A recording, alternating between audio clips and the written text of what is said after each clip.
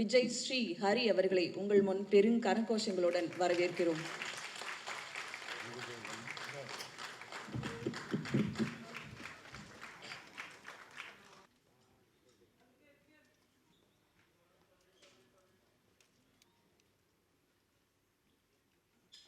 விஜய் ஸ்ரீஹரி அவர் இளம் வயதிலேயே வாழ்க்கை என்றால் என்ன, எப்படி வாழ்க்கையை நடத்த வேண்டும் என்பதை மிக அழகாக கற்றுக்கொண்டவர். அவரை பற்றி நான் ஒரு சில விஷயங்களை நான் சொல்ல வேண்டும். பள்ளி படிப்பு படித்து கொண்டிருக்கும் போது அவர் படிக்காத பள்ளியே இல்லை. எல்லாம் வெளிநாட்டில் படித்தார், இங்கே படித்தார், அங்கே படித்தார். கடைசியாக மில்லினம் நம்ம போரூரில் இருக்கிற பள்ளியில் படிக்கும்போது 12th அப்போ ஸ்கூலில் இருக்கிற அத்தனை பேரும் இவரை ஸ்கூல் லீடர் ஆக்கணும் அப்படின்னு டிசைட் பண்ணி அப்படி பண்ணும்பொழுது அந்த பிரின்சிபல் முதல்வர் இல்லை அவரை லீடராக ஆக்க வேண்டாம் அப்படின்னு சொன்னாங்க. அந்த நேரத்தில் எனக்கு அவர் ஃபோன் பண்ணார், தாத்தா இந்த மாதிரி எங்கள் ஸ்கூலில் சொல்கிறாங்க, எனக்கு ஏன்னு தெரியல அப்படின்னோடனே நான் நெக்ஸ்ட் டே நேராக மில்லினம் ஸ்கூல் போய் அந்த பிரின்சிபாலை பார்த்தேன்.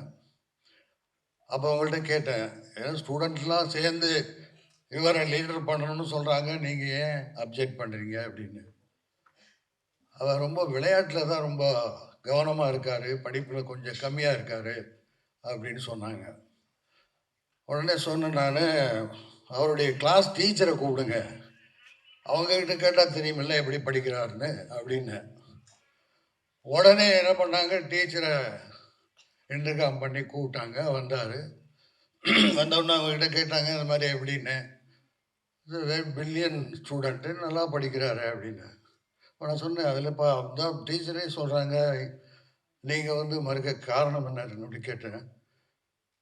அவன் பாருங்க என்னை பார்க்குறான், அவன் ஐஸ் பவர்ஃபுல் ஐஸ், யாரும் பார்த்தா அவன்கிட்ட அவ்வளோதான் அப்படின்னு என்கிட்ட சொன்னாங்க. சொல்லிட்டு உடனே அவனை லீடர் ஆக்கினாங்க. அடுத்த ஆண்டே அவர் 12th முடிக்கும்போது ஒரு பெரிய ஃபங்க்ஷன், ஸ்கூல் ஃபங்க்ஷன், அதுக்கு லீடர் தான் பேசினாங்க. என்ன பர்டிகுலராக அந்த பிரின்சிபல் கூட சொல்லியிருக்காங்க, உங்கள் தாத்தா அந்த ஃபங்க்ஷன் கூப்பிடுங்கன்னு. ஸோ நான் அந்த ஃபங்க்ஷனுக்கு போனேன். இவர் எல்லாரும் பாராட்டி ஒரு லீடர் அப்படின்னா இப்படி தான் இருக்கணும் அப்படிங்கிறத ஸ்கூல்லையே நிரூபித்தவர் அந்த பிரின்சிபல் வாயால் அதை சொன்னார்கள். அதுக்கப்புறம் நீ என்னப்பா பண்ண போகிற லைஃப்பில், எப்படி என்ன இதுக்கு மேல் படிப்பு என்ன அப்படிங்கும்போது, நான் லைலா காலேஜில் விஷுவல் கம்யூனிகேஷன் போகணுன்னாரு. சரி உன்னுடைய விருப்பம் ஏதோ அதை பண்ண அப்படின்னு சொன்னேன். திடீர்னு ஒரு நாள் அவருடைய அப்பா ஆகாஷ் அவர்களுடைய சிஸ்டர், அவங்களுக்கு அத்தை ஃபோன் பண்ணாங்க எனக்கு.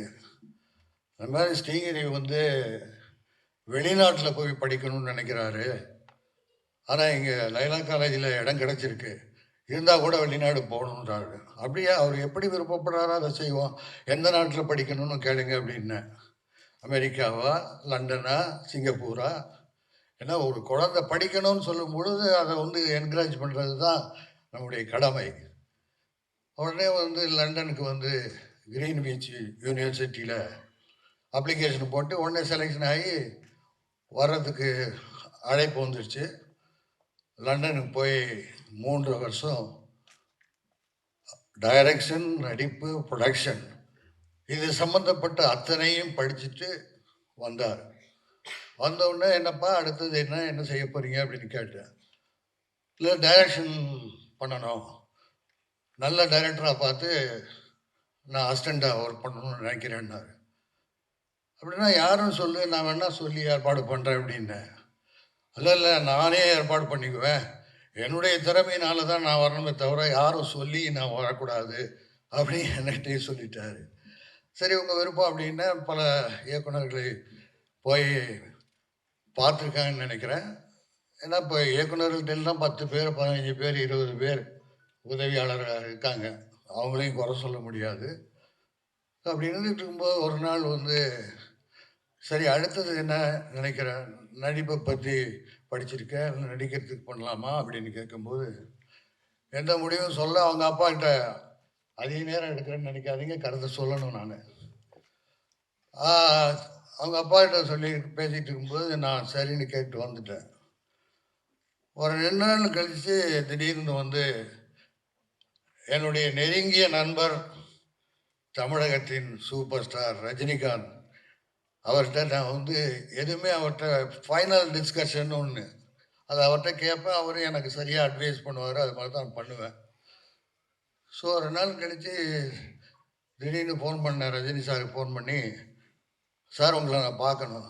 என்ன விஜய், என்ன விஷயம் அப்படின்னா, ஒன்றும் இல்லை பார்க்கணும். ஓகே நாளைக்கு காலையில் 10 மணிக்கு வாங்க அப்படின்னாரு. நான் உடனே வந்து ஸ்ரீகிரியை ஃபோன் பண்ணி, இப்போ நம்ம ரஜினி சாரை பார்க்க போகிறோம், நீ வா அப்படின்னு. என்ன தாத்தா திடீர்னு வந்து ரஜினி சாரை பார்க்கணும்னு நீ வா அங்கே பேசிக்கலாம் அப்படின்னு சொல்லிட்டு கூட்டிகிட்டு போனேன். ரஜினி சாரை இன்ட்ரடியூஸ் பண்ணேன். அவரை பார்த்த உடனே அவர் அப்படியே விளாண்டு போயிட்டார். என்ன விஜய், சின்ன குழந்தைய பார்த்தது இவ்வளோ பெரிய பையனாக இருக்காரு, என்ன பண்ணுறாருன்னாரு. இது மாதிரி வந்து லண்டனில் படிச்சுட்டு வந்திருக்காரு. இப்போ முக்கியமான ஒரு டிஸ்கஷன் என்ன அப்படின்னா, அவர் டைரக்ஷன் படிச்சிருக்காரு, நடிப்பு படிச்சிருக்காரு, ப்ரொடக்ஷன் படிச்சிருக்காரு. இப்போ எதில் அவர் வந்து போகணுங்கிறத நான் வந்து கட்டாயப்படுத்தலை, நீங்கள் அவர்கிட்டயே கேளுங்க, அவர் என்ன டிசைட் பண்ணுறாரோ அந்த வழியில் நம்ம செய்யலாம்னு நினைக்கிறேன் அப்படின்னு சொன்ன உடனே இவர்கிட்ட ரஜினி சார் கேட்டார், உங்கள் விருப்பம் என்ன விஜய் அப்படின்னு சிரிச்சுக்கிட்டு அவரை பார்த்துக்கிட்டே இருந்தார். அப்போ சொன்னார், நான் வந்து அங்கிள் நான் வந்து ஆக்ட் பண்ணுறது தான் இப்போ விரும்புகிறேன், ஏன்னா அதுதான் ஒரு சிறந்த இதுவாக இருக்கும்னு நான் கருதுறேன்னு சொன்ன உடனே, அப்புறம் என்ன விஜய் அவரே ஆக்ட் பண்ணணும்னு சொல்கிறாரு, ஒரு நல்ல கதையாக பார்த்து, நல்ல ப்ரொடியூசராக பார்த்து, நல்ல டைரக்டராக பார்த்து நீங்கள் வந்து பெருசாக பண்ணுங்க அப்படின்னாரு. நான் சொன்னேன், அவருடைய அப்பா ஆகாஷ் அவர்கள் பிரபு ஸ்தாலமன் டைரக்டரோட ரொம்ப நெருக்கமானவர், அவர் படத்துல எல்லாம் நடிச்சிருக்காரு. அவரை சந்தித்து இவரை வந்து பேசும்போது தன்னுடைய பையனை வைத்து அவர் ஒரு சிங்கத்தை வைத்து ஒரு கதையை சொல்லியிருக்கிறார்.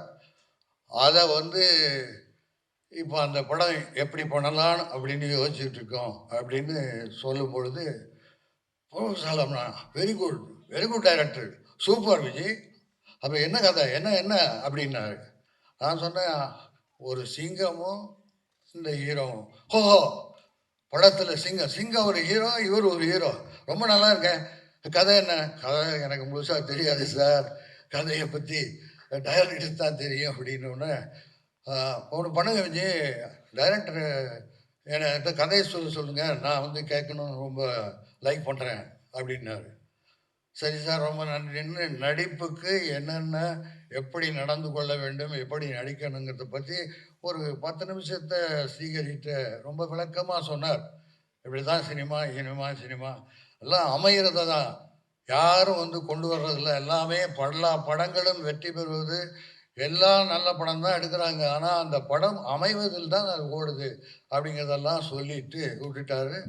நான் நெக்ஸ்ட் டே அவருடைய ஸ்ரீகிரி தம்பி ஆகாஷ்கிட்ட சொல்லி டைரக்டரை நான் பார்க்கணும் அப்படின்னு சொல்லி ரொம்ப நாளைக்கு அப்புறம் நான் டைரக்டர் பிரபுசாலத்தை மீட் பண்ணுறதுக்கு ஒரு வாய்ப்பு, நேராக போனோம், பேசினேன்.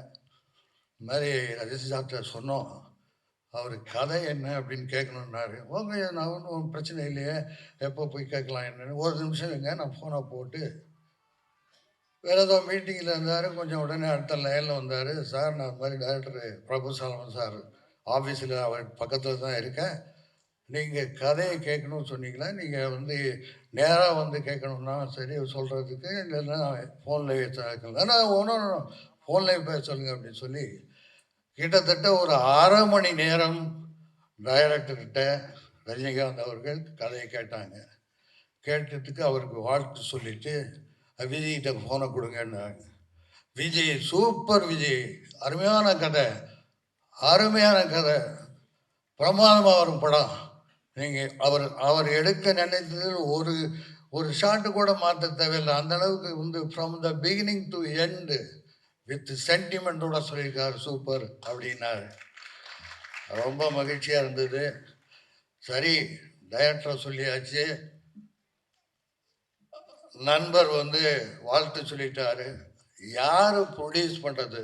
இது சின்ன படம் இல்லை, பெரிய படம். இது பட்ஜெட் படம் இல்லை. ஏன்னா சிங்கங்கிறது பெரிய ஹீரோ. இப்போ டைரக்டர் வந்து ஒரு சர்க்கஸ் சிங்கத்தை வச்சோ இல்லை ஒரு வளர்ப்பு சிங்கத்தை வச்சோ பண்ணலை. ரியல் சிங்கத்தோட போராடுறாரு ஹீரோ, காட்ட போகிறாரு. அப்படி இருக்கும்போது இது சாதாரண படம் இல்லையே, பெரிய படம், என்னடா பண்ணுறதுன்னு சரி சார் நான் அவரை சந்திச்சுட்டு, நானும் தம்பி ஸ்ரீஹரி, தந்தை ஆகாஷம் 2 பேரும் பேசுகிறோம். என்ன இது எப்படி பண்ணலான்னு. சரி நானும் யோசிக்கிறேன், நீங்களும் யோசிங்க அப்படின்னு சொல்லியிருந்தேன். ஸோ அவருக்கு ஞானவேல் வந்து ரொம்ப நெருங்கிய நண்பர். ரோஜா கம்பெனிஸில் ஃப்ரம் த பிகினிங் அவங்க 2 பேரும் ஒன்றா இருந்திருக்காங்க. அப்போ இந்த கதையை பற்றி சொல்லிட்டு, இதுக்கு ஒரு நல்ல ப்ரொடியூசர் வேணும்னு பார்த்துட்டு இருக்கேன் அப்படிங்கிறத அவர்கிட்ட சொல்லியிருக்காரு. அவர் சொன்ன உடனே, காஜா மொய்தீன் சார் நீண்ட இடைவெளிக்கு அப்புறம் 18 வருஷம் கழித்து படம் எடுக்கணும் என்ற எண்ணத்தோடு எண்ணத்தோடு இருந்தபோது ஞானவேல் அவர்களும் காஜா சார் அவர்களும் பேசி கொண்டிருக்கும் போது, இப்படி ஒரு கதை இருக்கிறது, பிரபு சாலமன் டைரக்ஷனில் ஆகாஷுடைய பையன் விஜயகுமாருடைய பேரன் வச்சு எடுக்கிறதுக்காக ஒரு நல்ல கதை இருக்குன்னு சொன்ன உடனே அவர் வந்து காஜா மொய்தீன் சார்கிட்ட இந்த கதையை சொல்லிட்டுருக்காங்க. சொன்ன உடனே கதை அவருக்கு ரொம்ப பிடிச்சி போச்சு காஜா மொய்தீன் சாருக்கு. உடனே என்ன பண்ணாங்க, இமிடியேட்டாக டைரக்டரை மீட் பண்ணி கதையை கேட்டாங்க. 2 நாளில் டக்குன்னு நாங்கள் டைரக்டரை ஃபிக்ஸ் பண்ணாங்க, அட்வான்ஸ் கொடுத்தாங்க, ஹீரோ ஃபிக்ஸ் பண்ணாங்க, அட்வான்ஸ் கொடுத்தாங்க, லொக்கேஷன் வாங்கி கிளம்பிட்டாங்க. இப்படி இந்த படம் நான் அதுக்கப்புறம் வந்து பிரபு சாலமன் சார்கிட்ட நான் பேசவே இல்லை.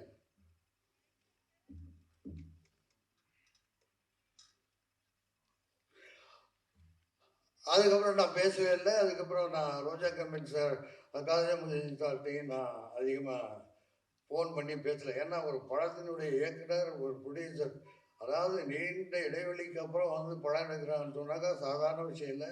ஒரு சிறந்த மனிதர் காஜா மொய்தீன் சார் வந்து சூப்பர்மேன் அவர் படத்தில் நான் ஆக்ட் பண்ணியிருக்கேன். எனக்கு நெருங்கிய நண்பர். ஆகவே இந்த படத்தினுடைய எப்படி ஆரம்பிக்கப்பட்டது என்று சொன்னேன். ஒரு சிறந்த படத்தை இன்றைக்கு உருவாக்கி கொண்டு இருக்கிறார்கள். இமான் சார் அவர்கள் இசை இங்கே ரொம்ப பிரமாதமாக பண்ணி லைவாக நம்ம காமிச்சது ரொம்ப சந்தோஷமாக இருந்தது. இதில் என்னென்னா ஒரு சில வார்த்தைகளை சொல்லி முடிக்கிறது கொடுக்குறேன். நேரத்தை எடுத்துக்கணும், ஏன்னா டயத்தோடு முடிக்கணுமா, அதுக்காக தான். அந்த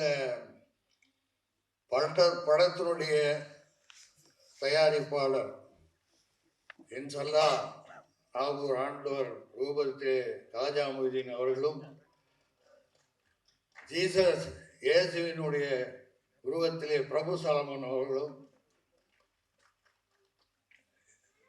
வேளாங்கண்ணி மாதா சார்பே இமான் அவர்களும், ராஜராஜ சோழன் பரம்பரையிலே வந்த விஜய் ஸ்ரீஹரி சிவனேன்னு இருந்து சொன்னதை செஞ்சு சிறப்பாக இந்த படத்தை முடித்து இது மாபெரும் வெற்றி அடைய வேண்டும் என்று எல்லாம் வல்ல இறைவனை, ஆண்டவனை, இயேசுவை எல்லாரையும் வேண்டிக் கொண்டு, நீங்கள் அவருக்கு மக்களிடத்தில் கொண்டு போய் சேர்க்க வேண்டியது பத்திரிகை நண்பர்கள், ஊடக நண்பர்கள்.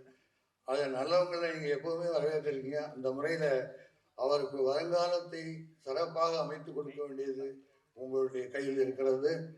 எப்பொழுதுமே அரசியல், சினிமா ரெண்டும் மக்களால் தேர்ந்தெடுக்கப்படுபவர்கள் தான். மக்கள் நினைச்சா தான் முடியும் அரசியலுக்கு வர்றதுக்கு, மக்கள் நினைச்சாதான் முடியும் கலைத்துறைக்கு வர முடியும். அதே மாதிரி எல்லா வகையிலும் அவர் வெற்றி பெற இறைவனை வேண்டிக் கொண்டு விடைபெறுகிறேன். நன்றிக்கு வாய்ப்பு. வணக்கம்.